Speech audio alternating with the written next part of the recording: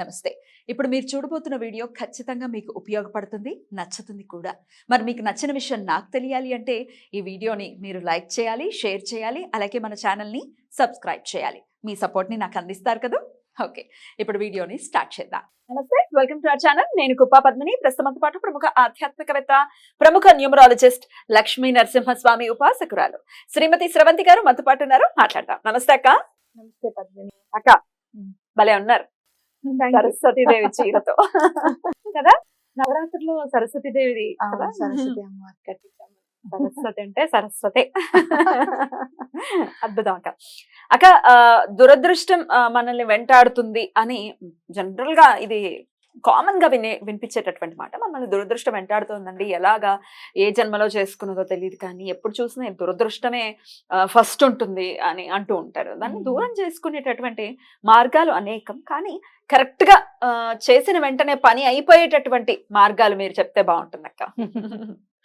దురదృష్టం అంటే ఏ పని చేసినా కూడా ఆగిపోవడం, ముందుకెళ్ళకపోవడం, సహకరించకపోవడం.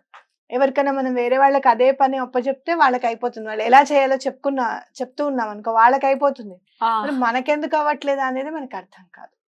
అయితే చేసిన పాపకర్మ ఫలమో, క్రితం జన్మ పాపమో ఏదన్నా కానివ్వు, అవన్నీ తొలగిపోవాలి అని అనుకుంటే మనకి శని భగవానుడి ఆదరణ చాలా ముఖ్యం. అన్ని గ్రహాల్లోకెల్లా శని భగవానుడి ఆదరణ ఎందుకు అని అంటే ఆయన తొందరగా గుర్తిస్తాడు మనని. ఏదైనా మంచి పని చేసినా చెడు పని చేసినా గానీ ఇమీడియట్ గా ఓహో ఇది చేశారా అని చెప్పి దృష్టి సారించేది శని భగవానుడు. కాబట్టి ఆ శనివారం రోజు నాడు మనం ఏం చేయాలి అంటే వెంకటేశ్వర స్వామికి పూజ చేసుకోవాలి. ఒకటి అసలు పిండి దీపం పెడితే చాలా మంచిది అని మనం ఎప్పటికప్పుడు చెప్తూనే ఉన్నాము. చాలా ఆనందం అనిపిస్తుంది నాకు పిండి దీపం గురించి తెలుసుకున్నప్పుడు. ఎందుకంటే మొన్న కూడా ఫోన్ చేసి 108 దీపాలు పెడితే 7 months బేబీ బయటకు వచ్చేస్తుందని చెప్పారు కదా. ఇంకొకళ్ళకి కూడా మా బాబు హాస్పిటల్లో ఉన్నాడమ్మా అని చెప్పి వాళ్ళు కాల్ చేస్తే 108 పిండి దీపాలు పెడతాను, దండం పెట్టుకోండి అంటే ఇవాళ మాట్లాడని పిల్లవాడు రేపు మధ్యాహ్నం కల్లా నడిచాడు. బాబా స్వామికి దండం పెట్టుకోండి అమ్మా అని చెప్పి సడన్ గా గుర్తుకొచ్చింది, అదే చెప్పాను అనమాట. కలియుగ ప్రత్యక్ష దైవం శ్రీ వెంకటేశ్వర స్వామి, కొంగు బంగారం కొలిచిన వారికి దండం పెట్టించాను. సరే ఆ అబ్బాయి చక్కగా బయటకు వచ్చేసాడు, ఐఎమ్ హ్యాపీ. అయితే ఇంకా ఇంకా ఏం చెయ్యాలి అని అనుకుంటే గనక మీరు ఏవైనా కూడా నల్లటి వస్తువులు దానం చేయాలి. అంటే నల్లటి చెప్పులు కానివ్వు, లేకపోతే నల్లటి బ్లాంకెట్స్ కానివ్వు, రగ్గులు అంటాం మనం.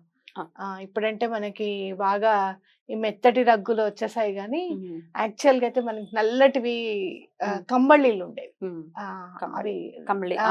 అవి రగ్గులు, ఆర్మీవి కూడా దొరుకుతుంటాయి కదా. అవును, రగ్గులు అవి నల్లగా ఉన్నవి తీసుకొని కొంచెం మెత్తగా ఉన్నవి చూసుకొని అవి దానం చేస్తే కూడా చాలా మంచిది.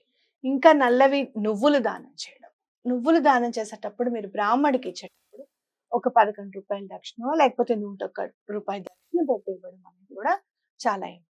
ఇట్లా నల్లటి వస్తువులు ఏవైనా సరే, నాకు మొన్న మేము ఊరు వెళ్ళినప్పుడు మేము ఇస్తామా బావగారి చేతి ఇప్పిస్తున్నాను అనమాట.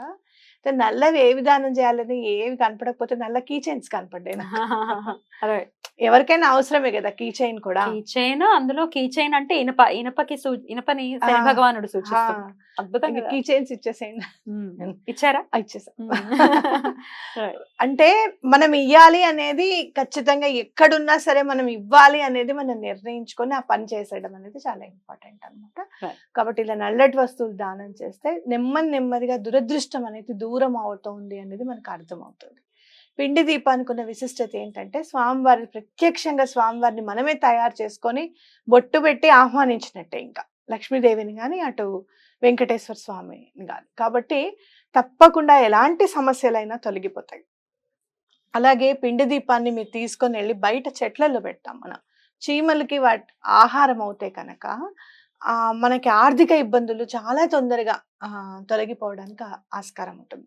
మన పెద్దలు సనాతన ధర్మంలో చెప్పింది ముగ్గు వేయమని ఎందుకు అని అంటే మనం పిండితో వేయాలి. రాయి ముగ్గు తీసుకొని దాంతో కాదు, ఖచ్చితంగా బియ్య పిండితో వేస్తే కనుక చీమలకి వాటికి మనం ఆహారం ఇచ్చిన వాళ్ళు అవుతాం. పొద్దున్నే అది కూడా చూడు, మళ్ళీ మా చిన్నప్పుడైతే సందె ముగ్గు కూడా ఉండేది. సాయంత్రం పూట కూడా మేము ముగ్గేసేవాళ్ళం. రాత్రి కూడా వేసేవారు, కళ్ళాపి జల్లేసుకొని వేసేసేవారు. వేసేసుకునేవాళ్ళం. అట్లా ముగ్గు వేస్తే క్రిమి కీటకాలకి కానీ ఇట్లా లేకపోతే చిన్న చిన్న జీవాలు ఉంటాయి కదా, చీమలకి వాటికి మనం ఆహారం ఇస్తున్నట్టు, కాబట్టి వాళ్ళు ఇన్కల్కేట్ చేశారు. తర్వాత మనం నెమ్మదిగా చాక్ పీసుల్లో మారిపోయాం, కష్టాలు కూడా వచ్చేసాయి. కమాన్, అయితే మనం లైఫ్ స్టైల్ మార్చారా? We are there. అయితే మనం ఒకవేళ మీరు ముగ్గు చెరిగిపోతే బాధ అనిపిస్తుంది కదా.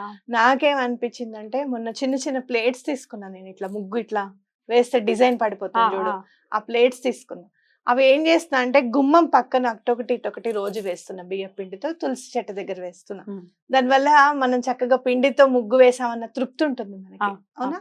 అలా మనం మార్చుకోగలిగితే కనుక జీవన విధానంలో మనం ఏమేమి చిన్న చిన్న మర్చిపోయామో చెయ్యాల్సినవి అని కనుక మనం ఇన్కల్కేట్ చేసుకోగలిగితే, మళ్ళీ పాటించగలిగితే మంచి రోజులు ఆటోమేటిక్ గా వచ్చేస్తాయి అన్నమాట. బ్యూటిఫుల్. దురదృష్టం డెఫినెట్ గా వెంటాడుతోంది అన్నప్పుడు శని భగవానుడి యొక్క అనుగ్రహానికి మనం పాత్రలు అవ్వాలి అంటే ఇట్లాంటివి డెఫినెట్ గా చేసుకోవాలి. ఈ పిండి దీపాల్లోనే మీరు మొన్న 108 కదా పెట్టారు. 108 పెట్టాను. సో ఇన్ని వారాలు అని ఏమైనా అనుకుని చేయమంటారా, లేకపోతే ఇంకెట్లా మనల్ని ఇంకొంచెం ముందుకు వెళ్తూ? మీరు ఏం చేస్తారంటే 7 వారాలు చక్కగా ఒక్కొక్క దీపం పెట్టి పిండి దీపం పెట్టేసుకొని 8వ వారం వడ్డీ అనుకొని చక్కగా 108 దీపాలు పెడితే చక్కగా 8వ వారం అనే వరకల్లా మీకు లక్ష్మీదేవికి కూడా 8 సంఖ్య, అటు శని భగవానుడిది 8, మన మేనిఫెస్టేషన్ లో చెప్పుకునేది ఇన్ఫినిటీ 8 నెంబర్ లో ఉంటుంది. అటు ఇటు చేస్తే గనక మీకు 108 అంటే 1 + 8 చేస్తే 9 అవుతుంది, చక్కగా 9 వస్తుంది. కాబట్టి ఏ విధంగా చూసుకున్నా కూడా మనకి స్వామికి అర్పించామన్న భావన కలుగుతుంది. ఏదైనా పని అవ్వాలని అనుకుంటే కనుక ఇట్లా 7 వారాలు చేస్తాం స్వామి, 8వ వారం 108 దీపాలు వెలిగిస్తాం అని చెప్పి దండం పెట్టుకోండి, తప్పకుండా అవుతుంది. అయితే నేను ఎప్పుడు చెప్పినా కూడా ఈ శనివారం లోపల పని చేసి అయ్యేటట్టు చూడు స్వామి, ఈ శనివారం కల్లా నీకు నేను 108 దీపాలు పెట్టేస్తాను అని చెప్పి దండం పెట్టుకుంటాను. విపరీతమైన పరిస్థితి, ఇప్పుడు మీరు హాస్పిటల్ సిచ్యువేషన్స్ ఉన్నాయి, అప్పుడైతే నేను 7 వారాలు టైం ఉండదు కదా, అవును, అప్పుడు అట్లా దండం. కానీ ఆర్థిక పరమైన ఇబ్బందులు అయితే అది నెమ్మదిగా దురదృష్టం పోవాలి అనుకుంటే గనక మనం ఇప్పుడు అనుకున్న మెథడ్ మంచిదే. 7 వీక్స్ పెట్టేసి 8th వీక్ 108 పెడతాము అని చెప్పి మీరు ఏదన్నా అనుకోండి, పెళ్లి అనుకోండి, 7 వారాలు అనే వరకు మీకు ఆల్మోస్ట్ 2 months టైం, అవునా? పెళ్ళి అనుకోండి, పిల్లలది, లేదు అంటే ఆర్థిక ఇబ్బందులు, ఇల్లు కట్టుకోవడానికి, ఏదైనా అనుకోండి, తప్పకుండా అయి తీరుతుంది. అద్భుతం అక్క, అద్భుతం. చాలా చాలా బ్యూటిఫుల్ గా ఎక్స్ప్లెయిన్ చేశారు. డెఫినెట్ గా దురదృష్టం అనేది వెంటాడటం అనేది ఉంటుంది ప్రారంభ కర్మ చేత, వాటి నుంచి మన వాళ్ళందరూ కూడా బయటపడాలి.